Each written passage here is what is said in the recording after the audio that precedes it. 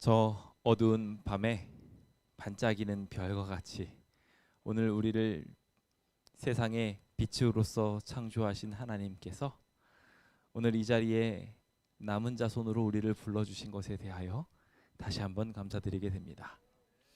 여전히 이 세상은 암흑으로 가득 찬 것처럼 보이지만 그것이 아름답고 빛나 보이는 이유는 주님의 빛을 반사하고 있는 이 작은 별들 때문이 아닌가 생각해 보게 됩니다. 칠흑과 같은 어두움만 가득한 밤하늘이라면 무서웠을 텐데 도리어 그것이 더욱 아름답고 예쁘게 느껴지게 되는 것은 오직 하나님을 의지하고 있는 빛되는 사람들 때문입니다. 오늘 우리가 이 세상의 빛과 소금 되기를 소망해 봅니다. 이 세상의 많은 어려움에 빠져 있는 이들을 향하여 우리 별처럼 아름답게 소망을 비춰 봅시다. 오늘 우리는 남은 자손과 성화의 경험이라는 제목을 가지고 선악의 대쟁투 마지막 이야기를 함께 다뤄보려고 합니다. 오늘은 3.1절이죠. 3.1절은 어떤 날입니까? 독립을 이루고 만세를 외친 날입니까? 아니면 포로인 상태인데 아직 독립이 전혀 이루어지지 않은 상태인데 희망을 보고 만세를 외친 날입니까? 네, 그렇습니다. 그런 의미에서 오늘 이 날은 정말 멋진 날입니다. 우리가 꼭 본받아야 될 날입니다. 세상에 여전히 노예되어 있고 전혀 희망 보이지 않는 상황인데 그들은 믿음의 눈을 가지고 이 나라의 광복을 보고 외쳤습니다. 저희 교회도 비슷한 상황 속에 지금 놓여 있죠. 정말 희망이 보이지 않는 강한 정치 세력들이 이 땅들을 다 가져가겠다고 이야기합니다. 그리고 두꺼비에게 말하듯 헌집 다오, 내가 새집 10평 주겠다. 그것도 모래로 지은 10평을 주겠다고 이야기하면서 저희의 164평에 오래되고 또 우리의 정때가 다 묻어있는 이 귀한 곳을 앗아가겠다고 말합니다. 그들의 눈에 있어서는 그것이 정말 하잘 것 없는 땅 속의 토굴처럼 느껴질지 모르겠지만 저희에게는 목숨과도 같은 땅이거든요. 그것을 이렇게 가져가 버리겠다고 하니 얼마나 속상한 일입니까? 이 어려운 상황들을 우리가 보고 믿음의 눈을 키우는 것은 굉장히 중요한 일일 것입니다. 오늘 우리가 그것을 가지고도 힘차게 주님의 희망을 말할 수 있는 사람 되기를, 이 암흑 속에서도 밝은 빛을 비출 수 있는 사람 되기를 함께 결심해 보면 얼마나 좋을까요? 함께 그렇게 외치실 준비 되셨습니까? 부디 오늘 이 자리에 계신 모든 성도님들이 그 아름다운 기적들을 이루게 되기를 예수님의 이름으로 축원드려 봅니다. 우크라이나를 향하여 지금 많은 포격들이 이루어지고 있습니다. 정말 저희가 많이 기도해야 되는 상황입니다. 거기에는 우리 재림교인들도 살아가고 있고 우리 재림교회 많은 기관들도 세워져 있습니다. 수도 키예프를 향하여 날아가고 있는 수많은 미사일 중에 하나에 우리 가족과 이웃들이 다칠 수도 있다는 생각도 듭니다. 그들을 위하여 함께 기도합시다. 이 커다란 공격들이 계속 이루어지게 될 때 우리는 어떤 마음을 가지고 살아가야 할까요?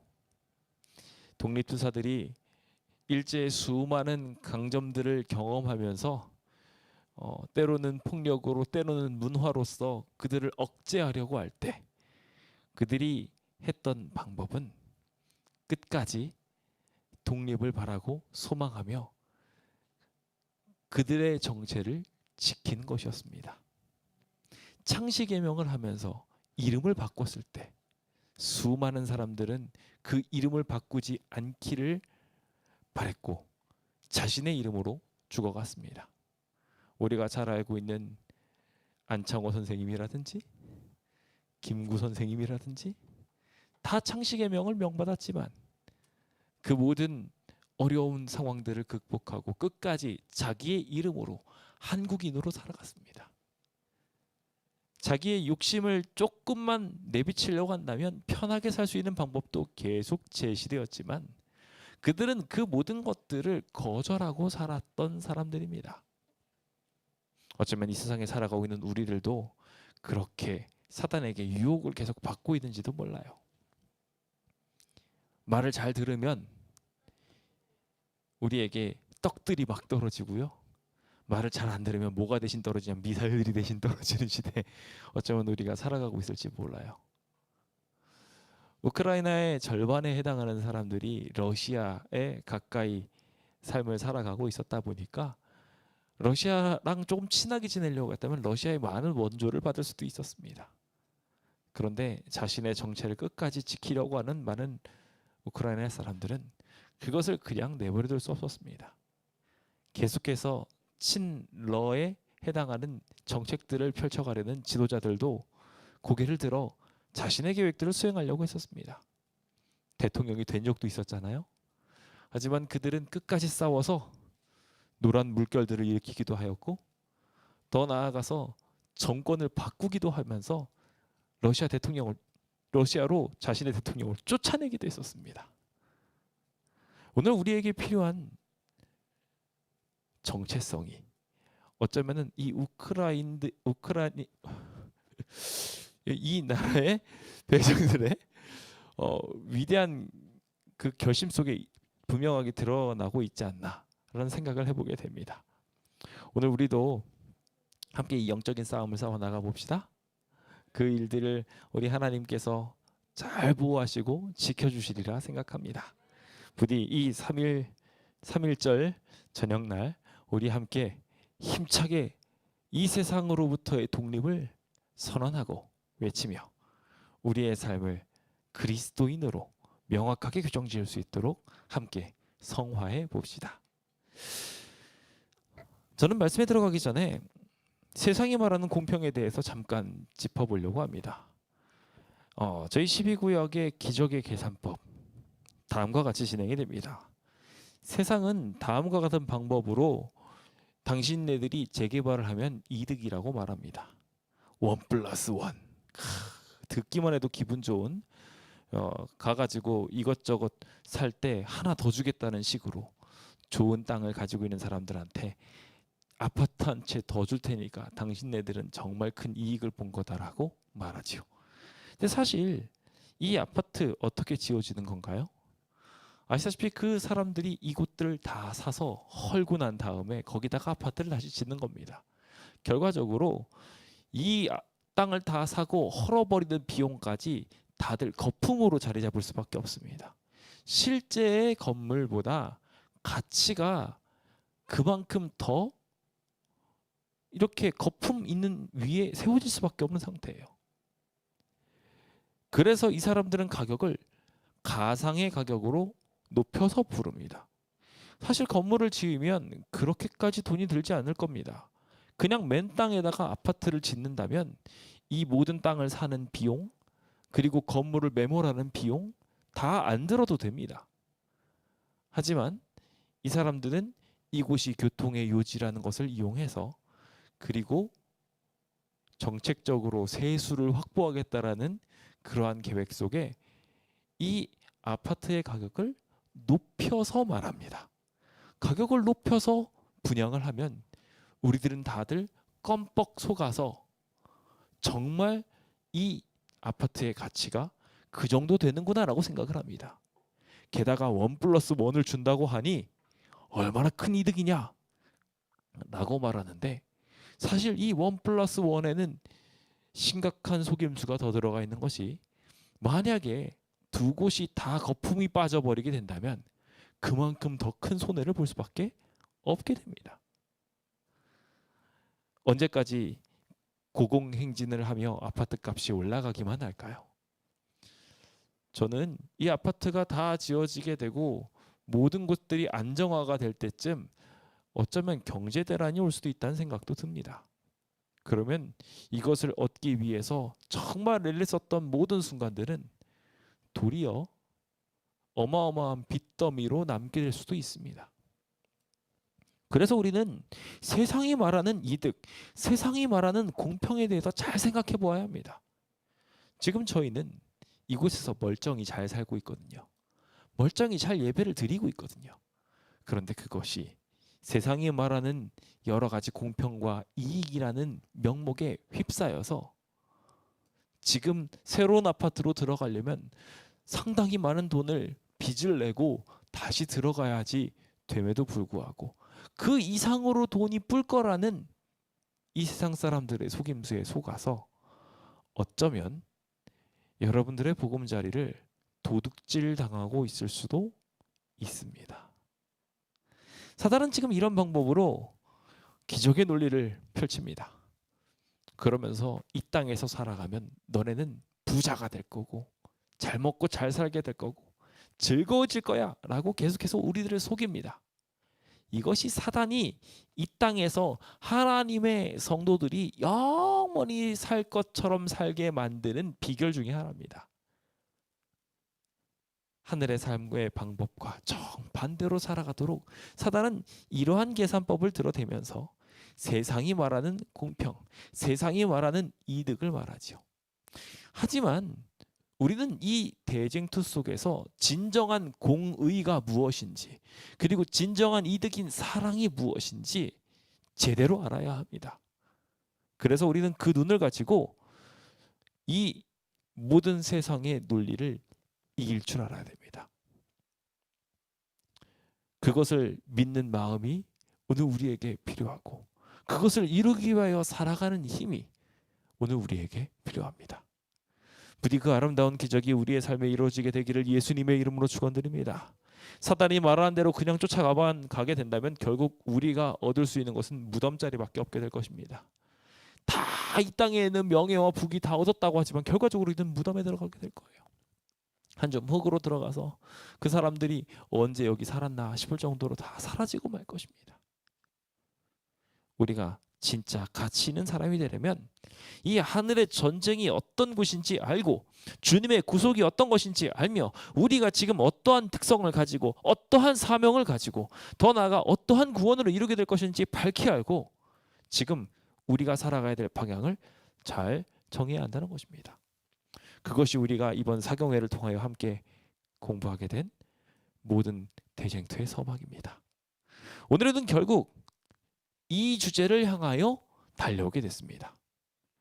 모든 일들이 이렇게 풀어지니 우리는 어떠한 사람이 되어야 마땅하겠는가라는 질문에 수많은 전쟁과 전란 속에 우리가 영적인 투사로서 살아가면서 최종적으로 우리가 비추어야 될 모습은 남은 자손으로서 성화된 삶을 보여주어야 한다라는 결론을 도출하기 위해 오늘 어쩌면 여기까지 쭉 이것들을 살펴왔는지 모릅니다.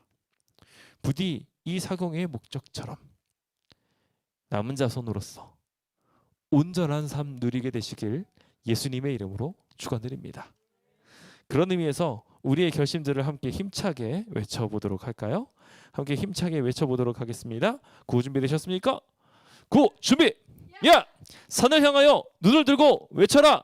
전능하신 하나님 우리를 도우소서. 아멘. 주님께서 우리를 도우실 것입니다. 우리 거룩한 모습으로 우리의 삶을 바꿔가 봅시다. 에베소서 4장 13절은요 다음과 같이 우리에게 말합니다. 우리가 다 하나님의 아들을 믿는 것과 아는 일에 하나가 되어 온전한 사람을 이루어 그리스도의 장성한 분량이 충만한 데까지 이르리니. 오늘 우리의 모두의 삶이 부디 이렇게 온전한 사람으로서 성장하게 되기를 예수님의 이름으로 축원드립니다. 재림교회 특수교리 중에 또 하나는 바로 그리스도 안에 자라난다는 것입니다.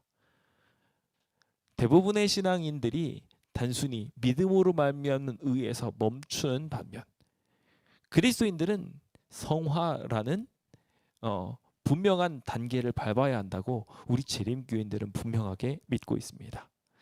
베드로후서 3장 18절도 분명히 말하고 있죠. 오직 우리 주 곧 구주 예수 그리스도의 은혜와 저를 아는 지식에서 어떻게 가라고요? 자라가라고요. 이것은 오늘 우리가 가져야 될 굉장히 중요한 그리스도인으로서의 특징입니다. 기본교리 11에서는 예수 안에 있는 이 새로운 자유 안에서 우리는 매일 어떻게 해야 된다고요? 기도도 하고요, 말씀도 먹고요, 명상도 하고 찬양도 하고 함께 모이고 사명에 참여하면서 결과적으로 그분의 품성과 같아지는 데 이르도록 성장하라는 요청을 받고 있다는 것입니다. 오늘 우리는 그 요청을 받은 이로서 주님 앞에 서야 합니다. 부디 이 자리에 계신 모든 분들이 그 아름다운 성화를 이루게 되기를 예수님의 이름으로 축원드립니다. 저희는 이것에 앞서 이것을 살피기 전에 성화와 별개로 먼저 칭의라는 것에 대하여 명확하게 알 필요가 있습니다. 칭의는 회개한 죄인을 위한 하나님의 첫 번째 구원의 행위입니다. 즉 칭의 자체가 구원 사역의 기초가 되는 것입니다.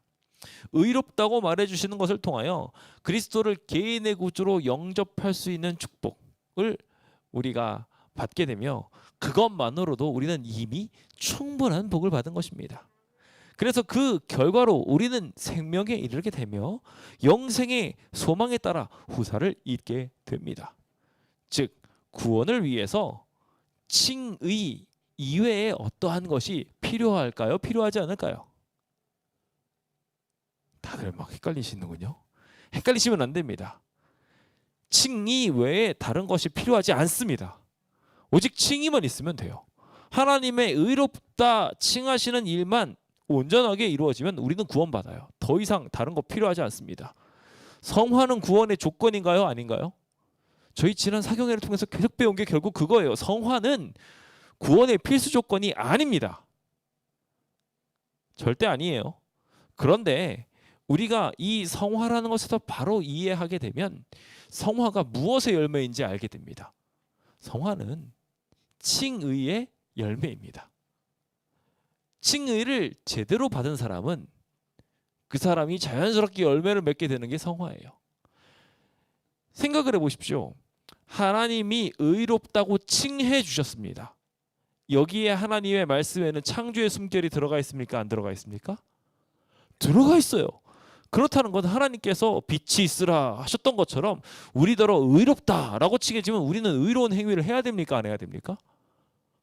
자연스럽게 하나님의 명령에 따라서 의로운 행위를 이룰 수 있어야 됩니다.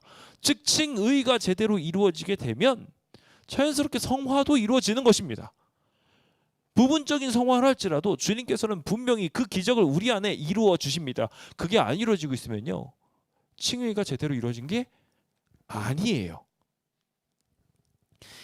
그래서 우리가 바로 칭의에 대해서 이해할 필요가 있습니다. 5가지 경연회가 있는데요, 저희가 교재가 있기 때문에 이 내용을 5가지 읽어드리고만 끝납니다만 교재를 보시고 잘 연구해 보십시오. 5가지는 다음과 같습니다. 첫 번째는 회개한 죄인만 의롭다 하심을 받는다는 거예요. 회개하지 않으면 의롭다 하심도 없어요. 그러니까 하나님께 구하지 않으면 마찬가지로 의롭다 하심 얻을 수 없다는 것입니다. 두 번째, 칭의를 받으면 죄의 형벌 면제받는다는 거예요. 굉장히 중요한 내용이죠. 우리가 칭의를 받기만 해도 이미 죄의 형벌, 사망을 받지 않는다는 것입니다. 그리고 칭의에는 죄에 대한 용서가 다 포함이 되어 더 이상의 무언가가 필요하지 않는다는 것입니다. 그리고 칭의는 우리가 있는 의지가 아니에요. 우리가 옷을 만드는 게 아니에요. 하나님의 입혀주시는 의입니다. 선물 받은 거예요. 그것으로 말미암아 죄인은 새로운 법적 지위를 이미 부여받습니다. 그러니까 칭의를 통해 가지고 더 이상 다른 어떠한 것이 필요하지 않다는 겁니다. 그래서 이 중요한 5가지를 잘 기억하셔서 칭의로 말미암아 우리가 구원을 받는다는 것에 대하여 다른 사람들과 다르지 않은 이해를 가지고 있다는 것을 분명히 잘 알려줄 필요가 있고요. 다른 사람들이 우리를 보면서 마치 행위로 말미암아 구원을 받을 것처럼 오해하지 않도록 우리는 조심해야 됩니다. 항상. 안식일 지켜야 구원받습니까? 네. 아니에요. 믿으면 구원받아요. 믿으면 구원받아요. 그런데 믿으면 안식일이 구원의 날이라는 것도 믿는다는 소리예요. 하나님이 자연스럽게 그것도 지키게 해주세요. 그러니까 우리가 거꾸로 알면 돼요. 안식일을 아둥바둥 지켜가지고 구원받는 게 아니라 하나님이 구원해 주셨으니까 너무 감사해서 안식일 지키는 거예요. 오늘 그 바른 관계가 계속 유지될 때 구원이 이루어지게 된다는 것을 분명하게 기억하시는 우리 교우님들 되시길 예수님의 이름으로 축원드립니다. 저는 여기에서 굉장히 중요한 한 가지 이야기를 짚고자 합니다. 믿었었는데 라는 단어입니다. 자, 이 말에 어떤 느낌이 느껴지십니까? 옛날에 믿었었는데 지금은 뭐 한다고요? 안 믿는다는 거예요. 어떤 감정이 더 느껴지시나요? 오히려 예전에 믿어줬는데 지금 안 믿어주니까 도리어 더 섭섭한 감정이 느껴집니다. 심지어 불편한 진실 중에 하나죠. 믿는 도끼에 발등시킨다. 하나님의 백성이 옛날에 하나님을 믿었다고 말하는데 지금은 안 믿었대요. 안 믿는데요. 그거만큼 더 큰 문제는 없다는 생각도 듭니다. 종종 하나님의 백성들이 믿기는 믿었는데 지금은 그 믿음을 유지하지 않는 경우가 있습니다. 한 번 믿는다고 해서 그의 구원이 영원히 확정되는 것이 아니라는 거예요. 믿었지만 더 큰 죄악으로 그들의 삶을 선택할 수도 있다는 것이죠. 그래서 우리는 끊임없이 바른 관계를 유지해야 합니다. 그래서 법적인 지위를, 하나님의 구원의 지위를 계속 누리기 위해서는 마찬가지로 영생에 해당하는 그 상급에 해당할 만한 위치로 우리의 삶이 계속 꼴지워져 있어야 돼요. 계속 주님을 매달아 붙잡아야 되고요. 주님께 매달려서 저 떨어지지 않을 거예요 라고 계속 고백하는 삶이 우리에게 필요한 것입니다.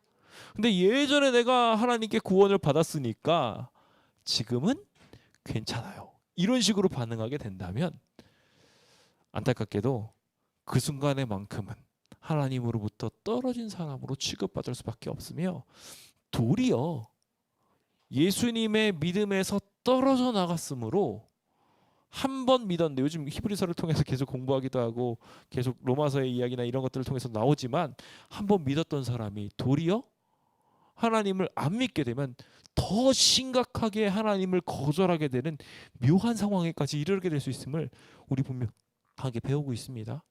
기억하십시오. 오늘 그 믿음이 떨어지지 않을 수 있도록 더욱더 기도합시다. 그래서 오늘 믿음에 대한 재림의 믿음으로 말미암는 의에 대한 재림교회의 분명한 이해를 기억하십시오.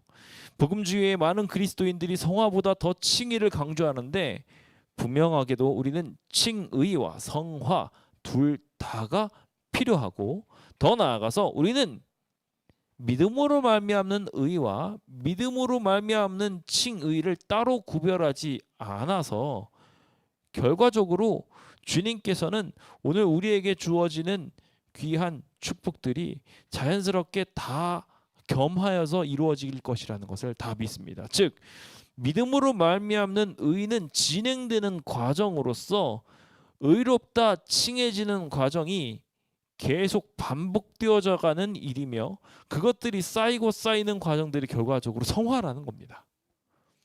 칭의가 쌓여가는 과정, 오늘 우리에게 꼭 일어나게 되기를 소망해 봅니다. 자, 그렇다면 이제 성화에 대해서 함께 좀 생각해 봅시다. 성화란 어떤 정의를 가지고 있을까요? 칭의와는 대조적으로 회심에 이어서 평생에 걸쳐서 계속되는 품성 개발 과정이 성화입니다. 성화가 뭐라고요? 평생에 걸쳐서 계속되는 뭐 과정? 품성 개발 과정. 자, 여기에서 개발이 아입니까? 어입니까? 아입니까? 여입니까? 저기 보세요. 개발이라고 써져 있는 글자가 어떻게 써 있습니까? 개발하고 개발이 두 개가 다릅니다. 되게 비슷한 단어인데요, 또한 되게 다른 단어입니다. 일단은요, 기본적으로 개발은요 사람에게도 쓸 수 있고 무생물에도 쓸 수 있습니다만, 개발은 여입니다. 여의로 된 개발은 사람에게만 쓸 수 있습니다. 무생물에는 개발이라는 말을 쓸 수 없어요. 제가 이 이야기에 대해서 잠시 후에 좀 더 자세하게 말씀드리겠지만, 오늘 우리가 분명하게 기억해야 되는 것은 품성 개발이 아니라 품성 개발을 해야 된다는 거예요. 네, 기억하시고, 자, 함께 그 일들을 향하여 함께 걸어 나가 봅시다. 자, 일단은 성화는 어느 한순간, 어느 한 시간, 어느 하루에 이루어지는 것이 아닙니다. 그것은 은혜 안에서 지속해야지 성장에 이르를 수 있는 것이고요. 온전히 목표에 도달했다고 말할 수 있는 순간도 있을까요, 없을까요? 없어요. 계속 우리는 성화될 거예요. 그러니까 이 정도면 내가 성화를 다 한 것 같아, 이런 건 없다는 거예요. 그래서 성화는 일생을 통해서 이루어질 사업이라고 실물교훈은 우리한테 분명하게 말하고 있습니다. 제 재림교회의 이에 네 가지를 교재는 정리하고 있는데요. 첫 번째는요, 평생 지속하는 영적 성장의 과정이다 라고 이야기하면서 그 과정이 언제까지도 이어지냐면요, 하늘에서도 이어져요. 성화는요, 하늘에서도 계속 이루어지는 과정입니다. 두 번째로, 성화는 품성 개발의 과정인데요, 성화는 본질을 유지하며 성장해가는 과정으로 표현해 가고 있습니다. 자, 이것도 굉장히 중요한 건데요, 개발과 개발에 대한 부분입니다.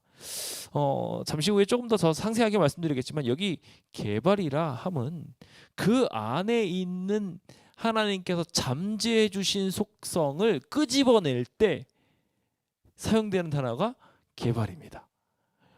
그래서 하나님께서 이미 우리한테 주신 거예요. 그것을 꺼내서 사용하게 될 때, 그것을 자각하게 될 때, 그것을 깨닫게 될 때, 그렇게 해서 이루어지고 있는 성장 과정이 개발입니다. 그래서 주님께서는 그 본질, 하나님께서 우리한테 심어주신 본질을 유지해가면서 성장해가는 과정이라고 품성 개발을 정의하고 있어요. 기억하십시오. 우리 안에 있는 죄악된 변질된 모습을 개발해가는 것이 아니라 주님께서 우리 안에 심어주신, 원래부터 하나님께서 우리 마음에 넣어주신 사랑의 능력들을 깨우쳐가는 것이 품성 개발이라는 거예요. 자, 계속해서 좀 보겠습니다. 품성 개발 과정에 어떤 지점이든지 간에 관계가 없습니다. 성화에 이미 들어간 사람은 칭의를 받은 사람입니다. 그러므로 이미 칭의를 받은 사람은 구원을 받았어요. 기억하셔야 되는 부분이에요. 그래서 성화의 어느 단계에 이르러야 침례를 받고 와가지고 헌금도 내고 교회도 열심히 다니고 점점점 올라가가지고 이제 소금도 별로 안 먹고 멸치국다리 하나 안 먹는다, 그래야 성화가 이루어진 게 아니고, 주님의 구원을 믿는다는 것, 그거 하나만으로도 우리가 할 수 있는 성화의 모습들이 있고, 그 중간중간마다 비춰주시는 하나님의 빛에 충실하게 살아가는 것을 통하여 계속해서 주님의 칭의를 경험하게 된다면 그 모든 순간이 다 구원에 이르는 순간이라는 것입니다. 아까 전에 설명드린 부분이니까 넘어가겠습니다. 계속해서 성화는 아까 전에 말씀드린 것처럼 구원을 확정짓는 기준이라고 할 수 없습니다. 자, 바리새인들 어땠습니까? 바리새인들은 얼마만큼 성화가 됐을까요?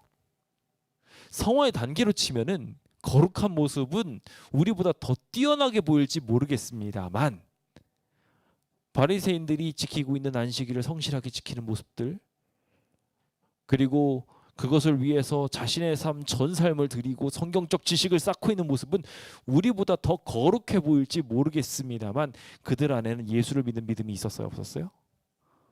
없었어요. 그러니까 문제는요, 성화의 모습에 굉장히 높은 부분까지 올라갔어요. 지금 이곳에 와가지고 우리의 재능도 다 드리고 시간도 드리고 재물도 다 드리는 것 같은데, 지금 이 순간에 하나님께 충성을 안 하고 있어요. 예수를 믿는 믿음이 사라져 버렸어요. 여전히 습관처럼 계속해서 바리새인처럼 이것저것 하고 있지만 내 안에 예수님은 더 이상 존재하지 않아요. 그럼 그 사람 구원받은 사람이에요? 구원받은 사람 아니에요? 안타깝게도 아니에요.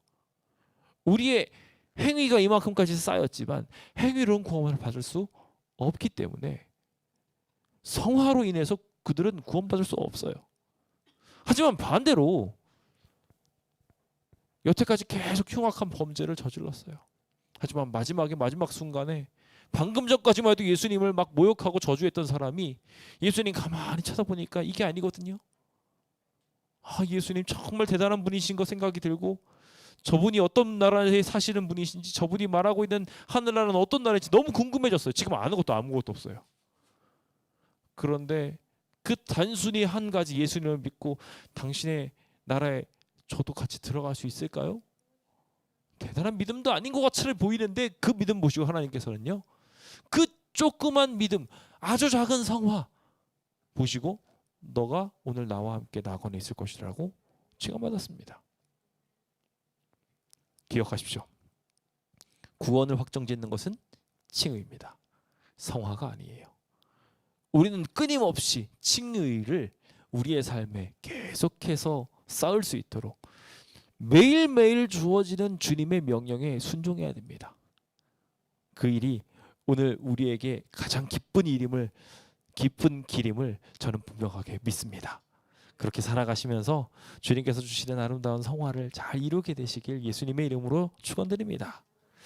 성화라는 이름은 말 그대로 거룩해지는 것입니다. 거룩이란 단어는 하나님께 붙어지는 이름이고요. 우리가 계속해서 만물을 창조하신 하나님과 닮아져 간다는데 그게 얼마나 좋은 일입니까? 당장 우리의 삶에 조금 힘든 일이 있을 수 있지만 마치 공부를 통해서 조금씩 더 지식에 충만한 데 이르게 돼서 성적을 잘 받고 충만한 지성인이 되어가는 과정을 밟아가는 사람들처럼 우리도 어쩌면 지금 이 과정 속에서는 마치 수련의 과정을 반복하는 것처럼 힘든 것을 느낄지 모르겠지만 그 성화 자체가 하나님의 사랑을 배울 수 있는 기회가 될 것이며 하나님이 주시는 축복을 우리 안에 이루게 되는 놀라운 기적으로 나가게 될 것입니다. 부디 그 기적이 여러분들의 삶에 있게 되기를 간절하게 소망해 봅니다. 저는 이제 이 모든 이야기의 마무리로 풍성개발과 그리고 남은 자손의 사명을 함께 잠시 생각해 보려고 합니다. 제가 제목이 풍성개발이라서 그냥 여기다가 개발이라고 두기는 했는데요. 개발과 개발은 조금 차이가 있습니다. 그리고요, 여러분들 영감의 말씀을 자세히 뒤져보시면요, 개발도 기록이 돼 있고 개발도 기록이 돼 있습니다. 그래서 제가 그 부분에 대한 차이점을 나중에 한번 자세히 읽어보시라고 좀 말씀을 드리고 싶어요. 개발은 말 그대로 있는 것에서 조금 바꾸어가는 과정들입니다. 그러니까 우리 안에 있는 새로운 속성들을 깨우치는 과정들과는 관계가 없어요. 주님께서는 우리 안에 칭의를 통하여 우리 안에 있는 새로운 것을 꺼내고자 하세요. 내가 가지고 있는 어떠한 것을 가지고 뭔가 막 만들어내려고 하는 게 아니라 하나님의 새로운 창조의 능력을 통하여 우리 안에 원래부터 존재했던 하나님의 속성을 깨우치고자 하십니다. 그 기적이 일어나야 제대로 품성 개발이 된 거예요. 어떤 이들은 달란트의 비유를 오해합니다. 그래서 달란트의 비유에 나는 한 달란트가 이만하게 더 커진다고 착각하시는 분들이 계신 것 같아요. 아니에요. 주님께서는요, 한 달란트 가진 사람이든 두 달란트 가진 사람이든 다섯 달란트 가진 사람이든 달란트를 그냥 주셨어요. 그러니까 두 달란트 가진 사람의 달란트가 달란트 하나짜리가 두 배로 커진 게 아니라 두 개의 달란트를 받았다는 거예요. 무슨 말이신지 이해되시죠? 지금 개발이라는 단어를 듣고 나니까 주님께서 새로운 걸 깨우쳐 주시는 거죠. 새로운 기적이 우리 안에 일어나게 되는 거예요. 그러니까 제대로 하나님을 믿는 사람은요, 다재다능할 수밖에 없어요. 하나님 앞에 충성하게 되면 다음 일들이 보이거든요. 또 다음 일도 보여요. 제가 안식일 학교에 대하여 칭찬하고 있는 한 이야기를 보면서 어떻게 안식일 학교를 하는 사람들은 이렇게 대단한가요 하는 칭찬을 들은 적이 있습니다. 아니, 저 사람은 다른 데 사회에서 선생님으로 일하고 있고 뭐 회사원으로 일하고 있고 각기 자기 전문 분야가 있는데 그들이 다 모여서 막 바이올린을 키는 거예요. 바이올린만 키는 줄 알았더니 아주 능숙하게 설명을 하고요. 그리고 나서 정말 신기한 재능들 하나하나 계속 꺼내는데 까도 계속 나오는 거예요. 도대체 저 사람의 재능은 어디가 끝일까? 라고 생각하면서 신기하게 여기는 구도자의 이야기를 들었습니다. 제가 그런 의미에서 안식일 학교의 개발이 좀 필요합니다. 그래서 안식일 학교를 하는데 맨날 똑같은 진행을 하는 게 아니라 안식일 학교가 우리에게 딱 맡겨지면 뭔가 새로운 도전이 필요해요. 옛날 안식일 학교하고 우리 곰곰이 생각해 보면 연극도 많이 했고요. 막 노래도 갑자기 했고 어느 날 갑자기 전혀 배우지 않았던 오카리나를 들고 와가지고 다 같이 불기도 했어요. 진짜 말 그대로 하나님께 충성을 다하려고 하면 자연스럽게 품성에 개발이 이루어지게 되고 우리의 재능이 새롭게 발현되어집니다. 그렇게 돼야 정상이에요. 그럼 주변 사람들이 보고서 어떻게 느낄까요? 와, 이 사람들 대단한 사람들인데? 생각할까요? 안 할까요? 그렇게 생각합니다. 그리고 자연스럽게 그 영광이 누구한테 돌아가게 되냐면 하나님께로 돌아가게 됩니다. 이게 핵심이에요. 남은 자손은요, 이 일을 이루는 사람들이에요. 하나님의 말씀대로 순종하면서 갔더니 품성 개발이 이루어지는 거예요. 하나님께서 우리 안에 심어주신 새로운 것들이 팡팡 터지는 것을 경험하는 거죠. 기존에 있던 걸 억지로 막 조금씩 발전시켜가지고 영어를 A단계에서 B단계로 C단계로 늘려가는 그런 사람 정도가 아니라 영어를 하다가 갑자기 영문학을 하고요, 영어 노래를 부르고요, 막 새로운 여기저기로 막 팡팡팡 튀는 사람들이 하나님 믿는 사람들의 특징이라는 거예요. 그 놀라운 기적을 이룬 사람들. 그래서 주변 사람들로 하여금 하나님을 찬양하지 않고는 못 배기게 하는 사람들. 그런 기적이 오늘 우리에게 일어나게 됐으면 좋겠습니다. 여기 왜 성화가 필요한가에 대해서 이야기하면서 우리의 품성 개발을 하기 위해서다라고 말하고 있습니다. 이 품성 개발은요, 타락한 인류에게만 국한해서 적용하면 영적으로 거듭난 사람들의 경험인 것이 분명합니다. 그런데 진짜 성화는요, 더 나아가야 합니다. 성화는 우주에 타락하지 않은 모든 존재들도 다 경험하는 게 성화거든요. 타락하기 전에 대한 아담에 대한 설명이 나옵니다. 제가 시간이 없기 때문에 다 이야기하지 않습니다. 교재를 살펴보십시오. 아담도 품성 개발했을까요? 안 했을까요? 했다는 거예요. 아직 범죄를 저지르기 전인데도요, 그는 계속해서 개발을 했습니다. 심지어 처음에는요, 죄를 범할 가능성이 없지는 않았다라고 표현되어 있고요. 중간에 가서 더 열심히 하게 되면 충성은 시험받았어야 됐고 나중에 그것이 시험이 될 것이며 완전한 상태로 들어가게 될 것이었다라고 표현되어 있어요. 무슨 소리예요? 처음에 선악과는 그에게 계속해서 시험이 될 수 있었지만 그들이 계속 품성 개발을 하게 됐을 때에는 나중에 선악과가 더 이상 시험이 되지 않을 만큼 성장할 수 있었다는 것이에요. 타락하지도 않은 사람들, 품성 개발이 필요하냐 안 필요하냐? 필요하다는 겁니다. 선택의 기회가 없는 사람은 결코 도덕적 품성을 개발할 수 없어요. 그래서 주님께서는 선택의 기회를 주시고요, 그것들을 통해서 계속해서 품성을 개발해 가도록, 새로운 일들을 경험할 수 있도록.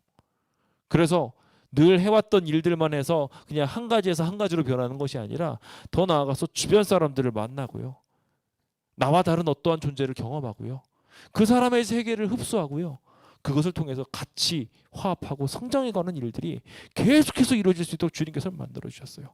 그것이 단순히 재능에서만이 아니라 성품의 모든 과정에서 이루어지게 됩니다. 정직도 그렇게 크게 되는 거고요, 성실도 그렇게 배우게 되는 것입니다. 오늘 우리가 그 모든 일들을 계속해서 우리 안에 만들어가는 과정들 필요하고요, 그 단계는 계속해서 성장해가서 하늘에서도 계속 그것을 키우게 될 것입니다. 그것에 대한 모본으로 예수 그리스도께서도 그 일을 친히 행하셨다는 것을 기억하십시오. 모든 것이 완전하셨던 예수님께서도 이 땅에 오셔서요, 품성 개발을 지속해서 하셨어요. 아들이시면서도 받으신 고난을 받으면서 순종함을 배우고 모든 순종하는 모든 자에게 배우는 구원의 근간을 예수님께서 그 삶에서 이루셨다는 것은 굉장히 중요한 키워드입니다. 요즘 히브리서 배우잖아요. 히브리서 5장에 나오는 이야기입니다. 그래서 주님께서는 그 예전에 교과에 보시면은요, 그 히브리서 2장 11절을 이야기하면서 천사보다 목탄 형상을 취하시고 형제라 부끄러워하지 않으시고 인간과 동일하게 내려오셔서 성품을 개발시키셨다고 교재에서 설명하고 있어요. 놀라운 일이죠. 주님께서 우리처럼 그렇게 낮아지신 데에는요, 너희도 나처럼 이렇게 성장을 해야 돼 라는 것을 가르쳐주기 위한 것입니다. 기억하십시오. 주님께서 죄 없이 이루신 품성 개발이 오늘 우리에게도 분명하게 이르를 수 있는 축복 중에 하나고요, 지금 계속해서 지속하게 자라가라고 하신 주님의 사명 중에 하나라는 것입니다. 그것이 매우 놀라운 일이지만 주님께서는 그것을 우리한테 선물해 주시겠다고 말하며 우리에게 주실 완전한 품성을 개발하셔서 우리한테 선물해 주신다고 말하고 있어요. 영감의 말씀 보면 다 아이가 아니라 여의로 돼 있죠. 대부분이 다 그렇습니다. 하나님께서 우리의 것을 새롭게 만들어내셔서 우리에게 계속 새로운 셈을 주고 계십니다. 오늘 그 일들을 위하여 우리가 끊임없이 나가면서 온전한 순종을 이룰 수 있는 놀라운 기적의 사람이 되도록 노력합시다. 오늘 이 아름다운 기적을 향하여 우리가 초청을 받았다는 것을 꼭 기억하셨으면 좋겠습니다. 남은 무리들은 이 일들을 위하여 불림을 받았으며 결국 이 아름다운 성품, 예수 그리스도께서 우리한테 덧입혀 주신 성품이 우리에게 과연 접목될 수 있다는 것을 증명해가는 사람이 될 것입니다. 저는 러시아가 우크라이나를 침공해 나가는 과정 속에 우크라이나가 금방 항복할 줄 알았습니다. 그 정도 강력한 타격을 가지고 정밀 타격을 빵빵빵 때리고 그냥 모든 걸 딱 준비하고 제대로 밀어붙이면 금방 항복해 버릴 줄 알았어요. 근데 어떻든가요?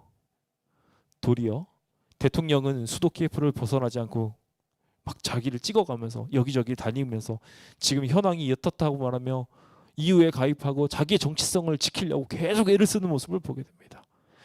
그 모습 자체가 계속해서 자기의 정체를 지키려고 하는 것 자체가 그 나라를 지켜야 되겠다라는, 그 나라를 지켜줘야 되겠다라는 온 세계의 공감을 이끌어내고 있습니다. 똑같습니다. 이 성전을 지키려는 일도 동일하게 이루어지게 될 것입니다. 주변 사람들이 코로나니 뭐니 해가면서 다들 문 닫고 셧다운하고 있을 때 우리는 교회 절대로 놓칠 수 없어요 라고 매달리고 있었던 지난 우리의 삶이 이 교회를 지키는 비결이 될 것입니다. 지금 우리가 이 교회를 얼마나 사랑하고 아끼고 있는지 증명하고 있는 모든 고백들이 결과적으로 이 성전을 지키는 이유가 될 것이고 모든 사람들이 이 성전을 지켜줘야 되겠구나라고 말하게 되는 능력이 될 거라고 저는 믿습니다.